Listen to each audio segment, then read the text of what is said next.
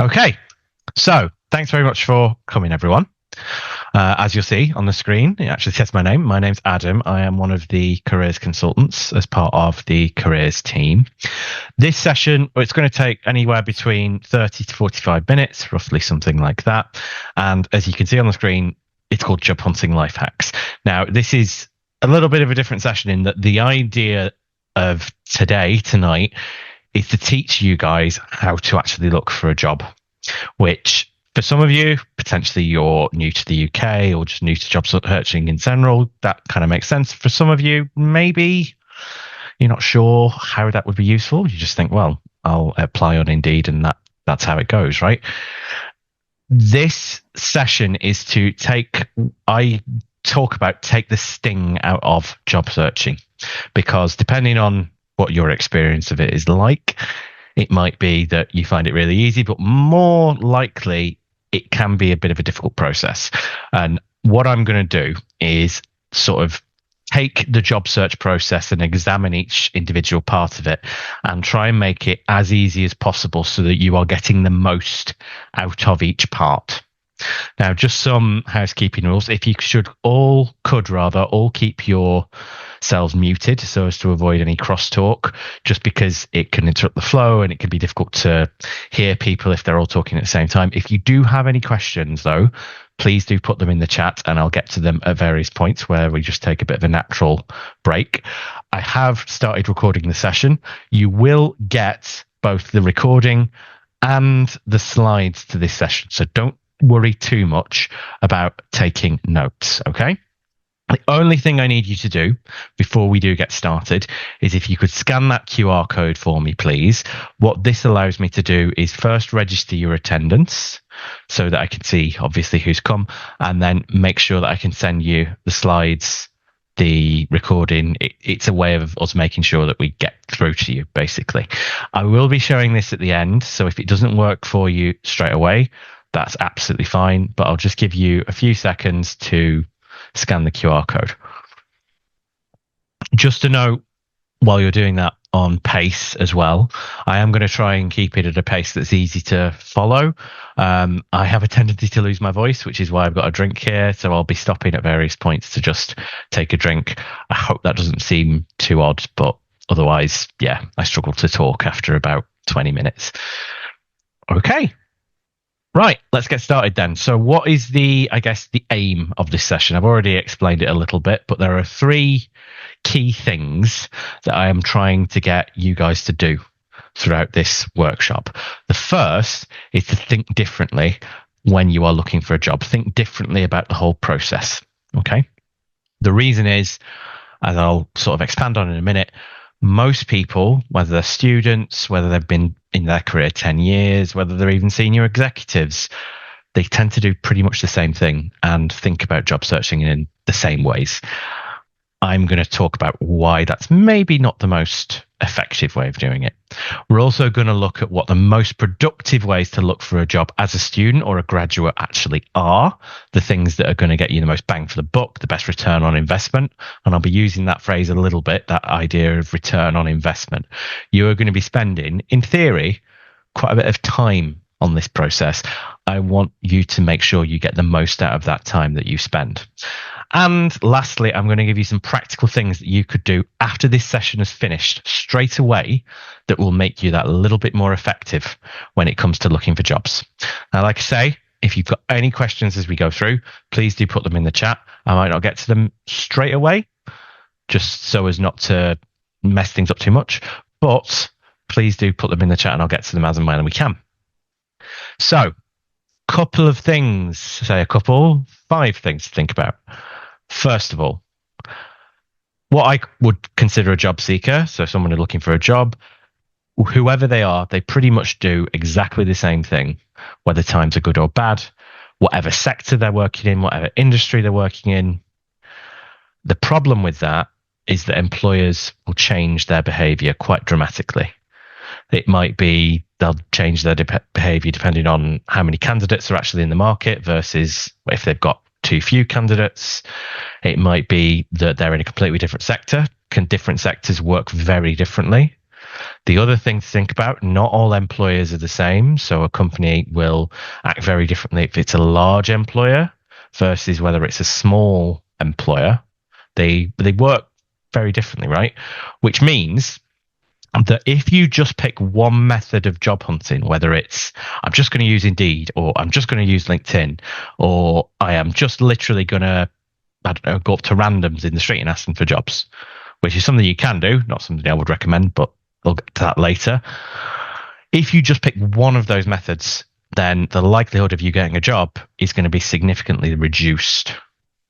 So a lot of what I talk about in this session is going multi-channel. You need to do a little bit of lots of different things. And I'm going to introduce this idea now. What I want you to do is build, I call it a rotation of activity. So imagine you've got a week, right? And every day of that week, let's say 5 out of the 7, because you want a bit of a break. Every day of that 5-day week, you want to be doing something different. So maybe one day is a particular suite of job searching resources, websites, whatever. The next day might be LinkedIn. The next day might be, I don't know, doing a little bit of networking. So every day you want to be doing something slightly different to maximize what you're getting out of that job search. And the last thing, and this for me is quite an important one, you are more likely as a student or a graduate to be employed by what's called an SME than the larger employers. SME just stands for small to medium size enterprise. The reason I've put that there is that it's very common for students and graduates to say, I want to work for the big companies, right? I want a graduate scheme. I want the big, top 100 employers, which great, have that ambition. I am not saying don't. Just be aware that those big employers, they are the smallest part of the graduate job market. If you think about graduate schemes particularly, graduate schemes are about 10% of all graduate jobs available. That's not to say don't go for them. Absolutely. But don't take them for granted. Don't think that that's the only way to get a job, because it's not. Most graduates, most students are going to be employed by an SME, which is absolutely fine. And as I've said previously, they operate quite differently to the large employers, which is why doing multiple different things is so important. Okay. Now let's get on to that idea of the actual job market. This is a representation of the job market. Now you'll see it's pyramid, right? And there's a reason for that. You've got adverts right at the top. That is how most people interact with the job market. That's how most people look for jobs. Problem with that is that actual adverts represent the smallest proportion of actual jobs available. Below that, you've obviously got other things like agencies and headhunters, recruiters, recruitment agencies, then contacts, what I would consider sort of networking, whether that's doing a bit of low-key networking on LinkedIn, which, spoiler alert, that's going to be your homework at the end of this session. I'll show you how to do that later. And beneath that, we've got internal moves and promotions. And the problem that most job seekers have is that you start at one end of that pyramid and employers start at the other end. Now, for obvious reasons, right? However good I think I am at my job, I'm not going to be able to get you to internal promotions and lateral moves. That's just not a thing that can happen. But what I can do is get you to contacts from existing staff and networks. I can talk about recruitment agencies, and we'll talk about adverts. And what I'm going to try and do today is maximize how much you get out of each of those individual methods, each of those parts of the recruitment, the job market. And we're going to take it part by part, step by step. So the first thing we're going to do, while it might seem like it's the smallest part of it, it's also the easiest part to interact with. We're going to look at adverts and how you can get the most out of those. Now, broadly speaking, right, there are a number of things that you could do, a number of places you could look for a graduate job once you're finished or just before you finished. Now, here's a representation of most, not all, but most. And we've got what you would consider the obvious ones, right? Graduate job websites, job boards, employer websites, and maybe some of the less traditional ones, maybe personal networks, social media, maybe the careers service, right? So, like I said, I'm going to teach you how to make the most out of all of these. The first one I'm going to talk about is general job boards. Now, these are being used less and less often. It's interesting. Whenever I speak to students, they generally will say they're applying for jobs on LinkedIn. Now, LinkedIn and these job boards, they all kind of work the same way. And depending on how familiar you are with the UK job market, you'll be familiar with all of these or maybe none of them. Now, like I said, they all operate in the same way. And the one I usually like to focus on is one called Indeed, which is the biggest job board in the UK, right? Now, I don't know if you've ever used this or used one of the other job boards that I talked about, but most people sort of do this in one way, really. They'll put a job into Google or an aggregator, which is what Indeed is. Maybe they'll put just one word. They might put a job title. And you'll get tons and tons of results, most of which are actually very worthwhile. You won't want to apply to because maybe they'll be irrelevant. Maybe they'll be something completely different. I'm not going to ask because we'd have to wait too long, but I'm guessing most of you have had that experience, whether it's on Indeed, whether it's on LinkedIn, whatever. The reason is, let's say I put, I don't know, marketing assistant, like I put on there, into Indeed or into Google.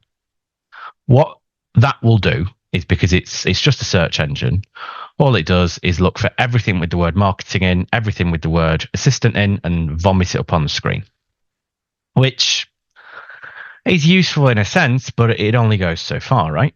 So what I'm going to get you guys to do, and again, this is part of your homework, is instead of doing what everyone does, do something slightly different. Use what we call a Boolean string. These are a set of instructions. So you'll see on screen, I've got a couple there. We've got and in capital letters. We've got the speech marks, and we've got brackets with or. Now, the and, that kind of does what it says. If I put marketing and then and in capital letters and then assistant, it looks for that specific combination of words. So it won't look for everything with the word marketing and then everything with the word assistant in. It has to have those two words, which, I don't know, maybe you'll think that's really powerful. Maybe you'll think that's kind of basic. Up to you. Well, I'll show you how it works in a second. Speech marks, slightly different. If I put a phrase in speech marks, like I've done there, graduate marketing executive, it looks for that specific phrase in that order and nothing else. So immediately, much more focused. Then you can get a bit creative with it. So there, I've put graduate and then and, so we know what that does. And then in brackets, marketing or communications. So I know I want to look for something, let's say marketing, but it might be called communications. You might get a bit more fancy. You might think it might also be called public relations, PR. So there's all sorts of things you could do with that. So you are still staying quite focused. You know you want a graduate role, but you don't mind whether it's in marketing, communications, PR, maybe something completely different. Investor relations, let's say. So hopefully this is demonstrating how powerful this can be. Okay.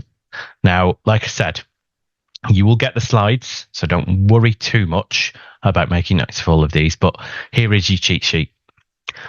We've got quotes, that's for that exact phrase. Brackets, that's where you can combine different things to broaden it out, but still keep it quite focused as well.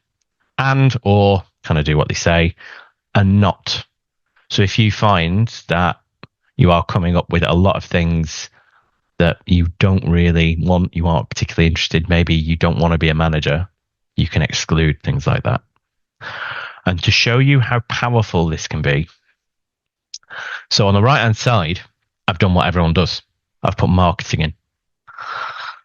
And I did this a while ago, but at the time I got 610 jobs, most of which for a graduate of marketing or someone who's just looking for a graduate marketing role, I guarantee you they were useless. A lot of them were sales. A lot of them were branding. It wasn't what we would be looking for, right? And on the left-hand side, I've just done a really basic one, marketing and graduate. And immediately, 19 jobs. And all of those were directly relevant to someone looking for a graduate marketing role. Now, I'm not going to say it's that easy. Maybe on the left-hand side, I may have missed some out. So this is part of your homework. This is part of your rotation, right? Go home. You're probably already at home. Maybe you're on campus. I don't know. But after the end of this, experiment. Use some of those search terms. See what it's generating. Try and refine your search to find the most number of jobs that are actually directly relevant. Once you've done that, see that red bar on the right-hand side of both screens? You can type your email address in, send jobs along the lines of that search that you've just created, and straight away you have automated this part of your job search. This is what I mean when I say I'm taking the sting out of looking for a job. This will make it so much easier. And you can use those techniques, whatever the search engine, whether it's Indeed, Reed, LinkedIn, Google, all of it. This is how it works. Takes a little bit of practice, but once you've done it, it's a huge life skill and it makes things like this so much easier. Now, like I said, feel free to put any questions in the chat. If you do, I'll move on to the next section, but I'll pause at points if anyone does have any questions. Now, the next part of your rotation, you've got your generalist job boards. The next one is your specialist job boards. These are job boards. These are job websites that are devoted to maybe a sector, an industry, or maybe even a type of job. I will show you how to find these quite easily in a second, a few slides later, but these can be really helpful because depending on what the sector is and what the site is, they can have jobs before any other job sites. They can have jobs when other job sites don't get them. They're another way to focus your job search. All of them operate in a similar way. The one I know best, or the two I know best, GAAP finance jobs, that's kind of straightforward. Let's say, on the other hand, maybe you're not particularly bothered about the sort of job that maybe the actual job title, let's say, but you want to work in a university. Jobs.ac.uk. That is where you will find most jobs in a university. Sometimes are there and nowhere else. So what I would suggest, do a little bit of research. I'll show you how to do that research in a second, but add some of these to your rotation. If you know, let's say, that you want to work in finance, you definitely should be looking at GAAP. If you know you want to work in education jobs, FE jobs, TEF, all of those things need to be added to your rotation. And it might take a bit of research on your part to find these things, but that is what you need to do.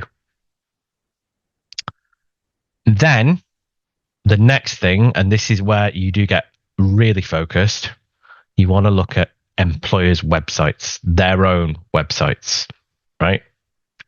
They all have their own recruitment portals. You need to be checking those on a semi-regular basis. Now, there's a bit of a problem with that.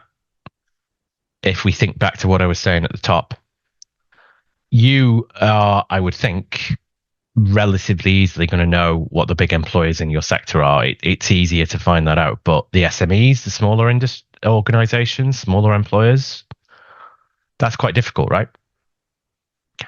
How would you find out what the small employers in your sector are? There is a really easy way to both find the smaller employers and find the smaller employers in your city, town, maybe a few different cities you're interested in moving to. And the way to do that, it sounds so simple, but use Google Maps. So let's say all I've done here is construction company, right? Let's say I know I want to work in the construction sector.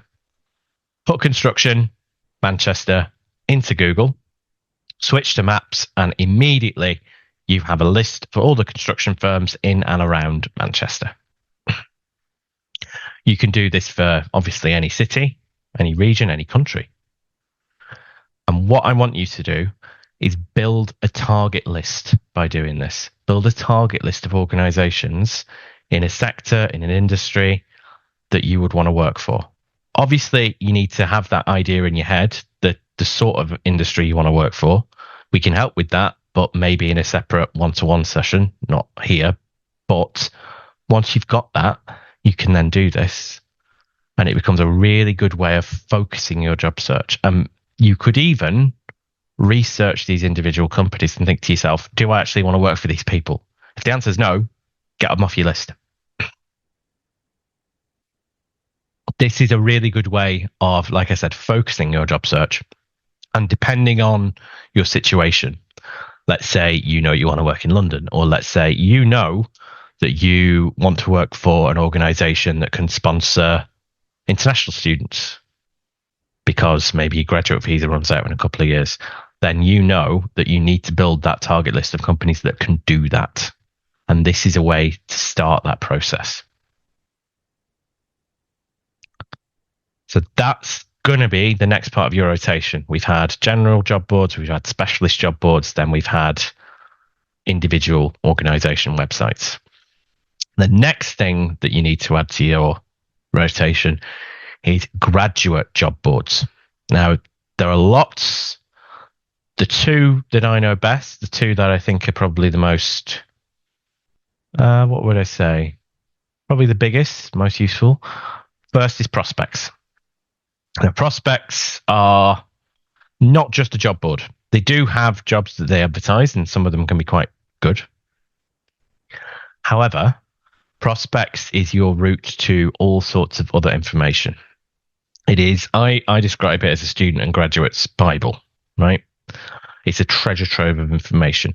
If you go onto any of their job profiles, one of which you can see on the screen, first it will give you a breakdown of what that job actually is, what you'll be doing on a day-to-day basis, the skills you'll be using, things like salary, which is always nice to know, let's be brutal, day-to-day, what to expect, but also if you scroll down, you'll go to the employers section. And what this will do is tell you the sorts of organizations that employ these roles. And if you see the bottom right, where to find those jobs. This is how you can find those specialist job boards. This can be really, really helpful.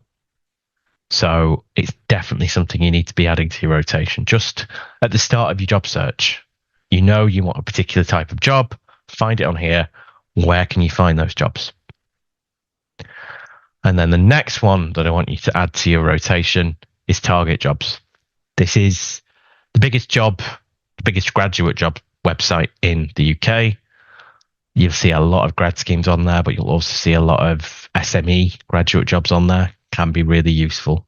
There are others, like I say, for example, if you know that you want a role in STEM, science, technology, engineering, and manufacturing, or mathematics, I can never remember the last one, I think it's mathematics, then you need to be looking at a website called GradCracker.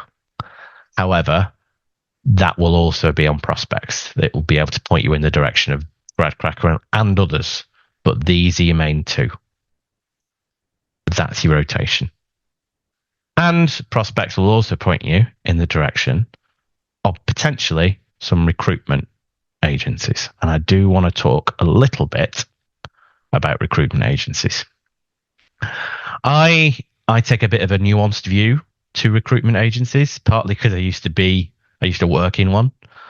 There are two types of recruitment agencies that you could potentially deal with. There's one that's called contingent and one that is called retained. In graduate recruitment, it's more often than not you will be interacting with a contingent recruitment agency.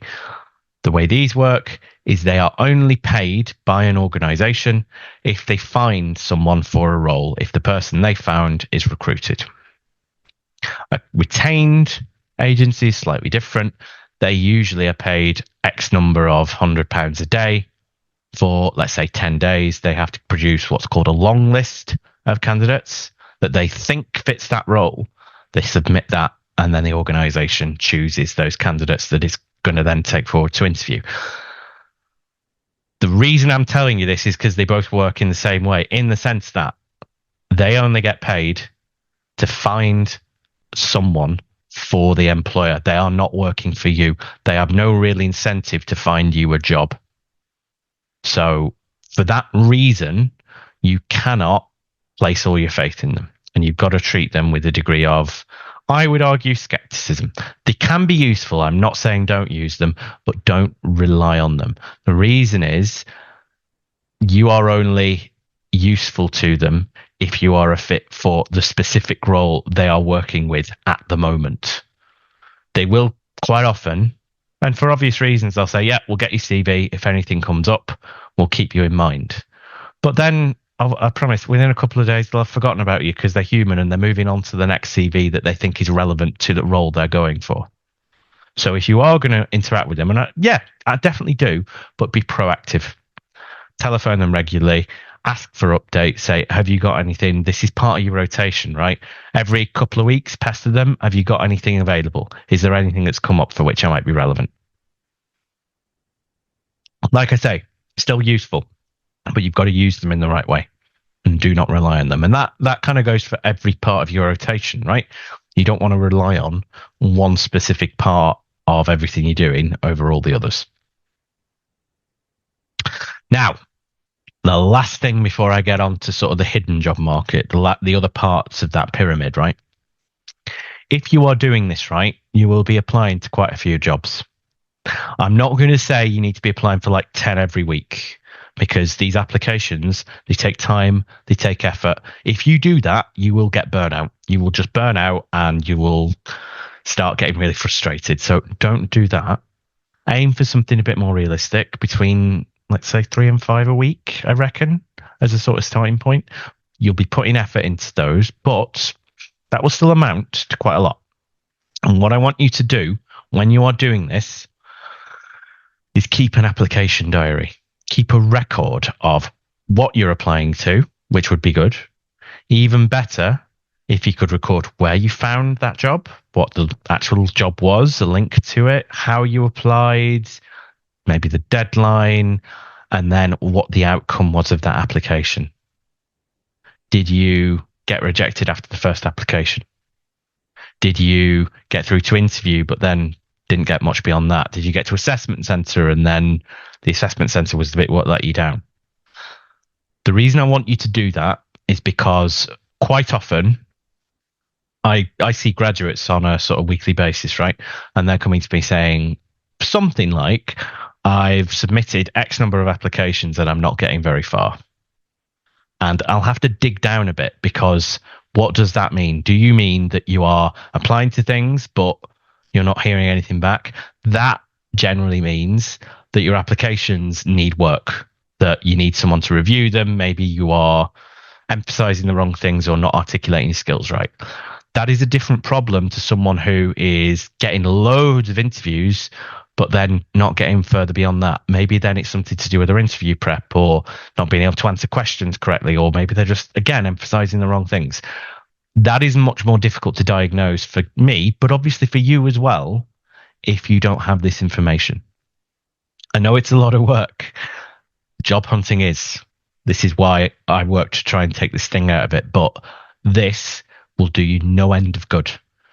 It will really help your job search. It'll give you a visual representation of what you're doing so you can see what's not working. And if something isn't working,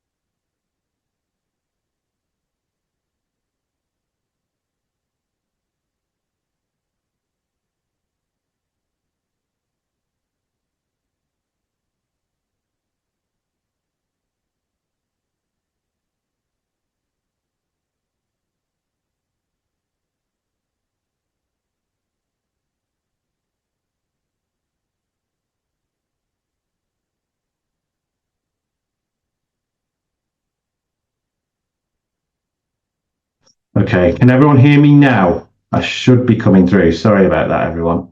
Don't know why my microphone has just left. Can someone remind me where I cut out so I can just pick back up?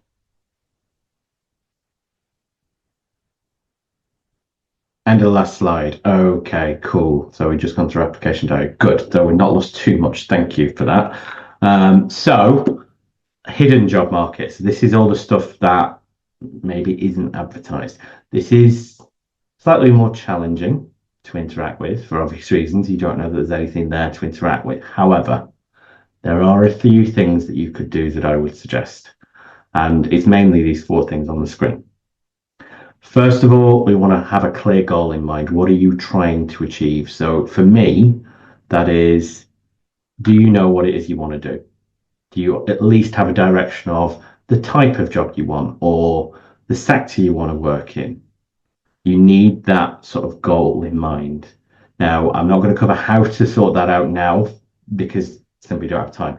If that is something that you're not sure about, please come and see us. Come and have a chat with us, whether it's a one-to-one appointment, whether it's on the desk, which I'll talk about at the end, but have a chat with us. Then you want to think about your contacts, who you know, who's already in your network.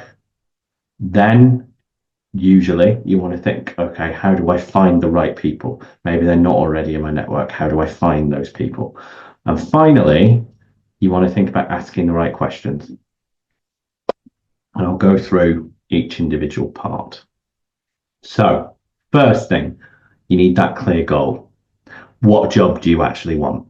Which I know that's a workshop in itself. But alongside that, identify what your gaps are. What knowledge do you not have? What do you need? Do you actually understand what the job is like? Can you actually get that job? How do you get it? What do you need to get that job? Is there any experience or skills you're lacking? Is there another qualification you need? Do you even know? All these things will help you figure out what do I actually need to sort out for this goal. And if you can, what we want to do is make these SMART, which is it's an acronym, but basically you want a deadline. Try and work to a deadline. You don't, it's not enough to say, well, I need this to happen, but it doesn't really matter when. Set yourself a deadline. Doesn't have to be too onerous. It can be as ambitious or not as you want, but make sure you have that goal. Have a timeline for yourselves. Then think about your contacts, your network, right? Very easy to sit there and think, well, I don't know anybody, right? That's why I'm struggling. But promise you that's not the case because everybody, literally everyone, is part of your network, whether it's family, friends, people you've done your course with, people you've met at seminars, parties, extracurricular stuff, all of that is part of your network. So think a bit laterally about, you know, does any of these people potentially know somebody? And more critically, if any of these people could, you know, say, "Oh, Adam, I know him." Do they know what you want? Do they know what you're interested in? And if the answer is no, then you've got some work to do. Doesn't mean that you need to like literally say to everybody you ever meet, "I want to work in finance," but it's just about being clear with yourself and then vocal where appropriate about what it is you want to do. And when once you've thought about your own contacts, then you need to think about finding the right people. So whether they're in your network or not, what I want you guys to be doing, and this is the sort of last piece of your homework, right, is targeting what I would call the hiring manager. So the person, not the person with the job that you want, but the person who would be hiring that for that role. So managers, team leaders, people with some experience in that field. Try and avoid people in HR, people in recruitment, not really what we're after here, and the most senior people, right? And there are actually some really easy ways to find these people. So events, which you'll see on the screen, so things like careers fairs. We have a spring careers fair coming up that is on Career Connect. Can't quite remember the date, but It will be on the events page. Make sure you're going to that. This can be really helpful for something like this. I kind of call it low-key networking. But things like referrals and probably the most powerful one, social media, particularly LinkedIn. That is a really easy way of finding these hiring managers. And there is a specific way that I want you guys to use this. So hopefully you all have a LinkedIn account. If not, that's absolutely fine. Dead simple to set one up. But don't fall into the trap that a lot of students and graduates that I see sort of fall into. What they'll say is, "Yeah, I've got a LinkedIn. I don't think it looks very good, and I'm not very active on there. I don't post a lot." That's not what LinkedIn's about, or rather, it's what some people see it as. I think LinkedIn is probably the most low key, powerful networking tool that has ever been created. And the reason is it's incredibly easy to find people on there, find these hiring managers, and you can just connect with them dead simply. If, in terms of how it looks, if all you did was put a reasonable photo on there and copy and paste a good CV, I'd be happy with that. It's more about how you use it. And again, if you say to me, "Oh, I never post on there, that's really bad." Actually, it's not. I don't really mind. And this is a personal thing, so don't take this as gospel. But when I see people being really active on LinkedIn, I don't know about you, but I find it quite cringe. So I think there's a way to use LinkedIn that takes a lot of the pressure out of this and is quite low key. And the way to do it, first of all, is thinking about how you can use it. So because you are at the University of Manchester, you might be a graduate, you immediately have access to the Manchester alumni groups, which is huge. You will find people in all sorts of sectors, in all sorts of jobs. And you have an easy in there. You can just connect with them, explain the situation, and can they point you in the right direction? But you can also approach groups. You can be part of sector groups, you can be part of interest groups, you can be following the same things. So that is where I would say be active. Make sure you're part of the alumni groups and try and get into as many sector groups as possible, the ones that you're interested in. It's really simple to do. Then you have access to everybody in that group. So that's an easy way to grow your network.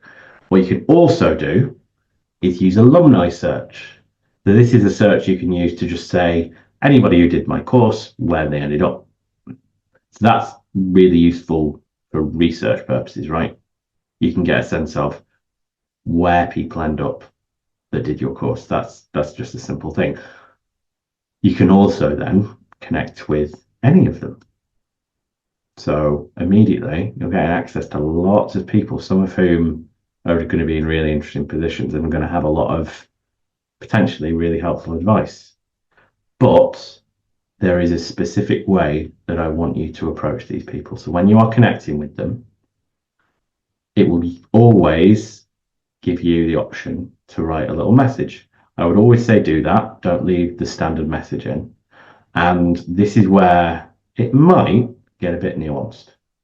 So what a lot of people think when I say networking, and especially when I say it through LinkedIn, is they'll say something like, well, or they'll think it's just going to randoms and asking them for a job. That is a way to do it. I would argue it's probably the most pressured and possibly not that effective of a way to do it. So what I would actually do is do something. I think, have I got it? No, must have been in a different one. So do something like this. Mention some mutual contacts or links, even if that is just, I'm really interested in your work, in your sector, in your job. And what I would say is, like it says on there, start small. Don't ask for anything concrete. The best way I think to do it is say, I'm really interested in your job. I'm really interested in your sector. Do you have 5 or 10 minutes for just a quick chat? Maybe I could pick your brains, ask some advice. Maybe you could point me in the right direction. You would be amazed how open people are to having that sort of discussion. It's a bit of a psychological trick. You're asking for help. You're asking for advice. People like to help people. It's just a psychological thing. And if you're asking somebody's advice, they're immediately thinking they're quite important, right? Oh, right. Someone's come to me for my opinion. Someone's come to me for advice. I must be someone who gives advice. Okay. They are much more likely to respond positively to that than to say, someone who just came, do you have any jobs available? Even if they are the most helpful person in the world, if they don't have any jobs available, they can just say, sorry, no. And that's the end of the conversation, which is exactly what we want to avoid. That approach, the one I've just described, asking for advice, keeps it open, keeps it warm, and easy. Very easy to just give some advice out. You're not asking for anything concrete. When you are then on that call, you need to be quite specific about what you are saying, what you are telling them. You need to be very clear on who you are and what you want, what you're interested in. This is where that goal comes back, why it's important, and the what you want from them. It's not enough to just get on a call and sort of see how it goes, right? You need to ask the right questions. What is going to be helpful to you? Things like, how did you get to your current job? Are there things that you had that I don't, or that you have that I don't, that I need, like a qualification or specific experience? What skills have you got that got you there? What skills do I need? What work experience do I need? Other questions like, what do you look for in the people you recruit? How do you recruit? When do you recruit? Is there a specific time of year? Use those open questions. What I mean by that is avoid yes, no questions. Do you like your job? Yeah, great. Why do you like your job? Bit more expansive. Did you do this to get your job? Yes, I did. How did you get your job? Again, more expansive. Keeps the conversation as open as possible. So this, I call it low-key networking, is the last part of your rotation. You're not going to, again, rely on it completely. It's going to be one part of a strategy that has lots of different things. But you never know where this can lead, and it can be really, really useful. Even someone that doesn't have any jobs right now might have some 6 months down the line for which you could be perfect. Or they might not have anything, but they might know someone else in their network that does. And keeping this conversation as open as possible allows it to develop in that direction. Okay. Which, everybody, brings me to the end. So just to sum up, I've covered quite a bit there. That's taken about 45 minutes or so. First of all, you need to make sure that you are clear on what you want. That direction, it's going to come from you, and it's really important. I see not as many, but some graduates, some students applying for basically everything. Yeah, that I understand the temptation because you are wanting to keep your options as open as possible. It makes your job search so much harder, and you are far more likely to burn out. The more focused, I would argue, the better. You need to think about how your sector works, how your industry works, and make sure that you're doing, like I said, a little bit of lots of different things. Go multi-channel. Make sure you're not relying on one strategy over all the others. And if something isn't working, which is why that application diary is so important, don't be afraid to change it. If you see that your applications aren't going through, then yeah, they maybe need some work. So get some support. Get us to review it. Get us to give you an interview sim. You've got support from us now and for 2 years once you graduate. So please make use of us. Now, I see at this bottom, it's very easy for me, and I've said it before, no need to get overwhelmed. Very easy to get overwhelmed. I completely understand. But that's why you need to use us for support. Please come and see us. I'm very, very happy to have any kind of conversation. Right, we have had one question. Wanted to know if there's a specific site where I can find sponsored jobs. There isn't a site, but what I would actually suggest is for international students, this goes for every international student who wants to stay in the UK on the call. Go into Career Connect, and go to the International Student Pathway. On there, there is a tool called eCareersGrad. That tool has all the companies that are sponsors, that can sponsor, and also not just whether they sponsor, but how many students they take on a year by year basis. So you can see not just whether they sponsor, but how likely they are based on what they've done previously. Because, for example, there are some organisations that do sponsor in theory, but then they take very few or no students. L'Oreal is one. They say they can sponsor international students, but they don't take the international students every year. So it's not a website as such, but it's a really helpful tool to figure that out. And what I would say is use that tool, build that target list, and make sure that you are only looking at those organizations. So it's called eCareersGrad in the International Student Pathway. eCareersGrad. And also, I would say, international students, there is a LinkedIn group for international students and graduates. So Google that. Yep, there we go. Someone's put the pathway there. Fantastic. Thank you very much. But if you go onto LinkedIn and find the Manchester University International Students Group, be part of that because we talk about all sorts for international students, all the, what's the word, the support that we offer. All right. So I'll start winding down. If anybody does have any other questions, please feel free to put them in the chat and I'll answer them before we finish. But this is our website. Quick link. You'll see the QR code there. This is, I guess, your one-stop shop.